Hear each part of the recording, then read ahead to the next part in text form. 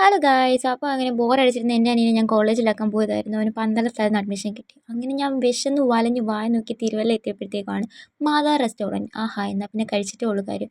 അങ്ങനത്തെ food order ചെയ്തിട്ട് അവൻ വെള്ളം ഒഴിച്ച് കളിക്കുന്നു. ഞാൻ എന്തൊക്കെയോ വായി നോക്കി ഇരുന്നപ്പോഴത്തേക്കും ഫുഡ് എത്തി ഗായ്സ്. അന്നേരത്തേക്ക് അവൻ്റെ ഒരു ഫോട്ടോഷൂട്ട്. ഞാൻ വേഗം പ്ലേറ്റിലേക്ക് തട്ടി, കാരണം എനിക്ക് നല്ല വിശപ്പുണ്ടായിരുന്നു. അടിപൊളി ബീഫ് ബിരിയാണി ആയിരുന്നു നമ്മൾ ഓർഡർ ചെയ്തിട്ടുണ്ടായിരുന്നു. ഒന്നും പറയാനില്ല, സംഭവം നല്ല എന്താ പറയുക, നല്ല ടേസ്റ്റ് ഉണ്ടായിരുന്നു.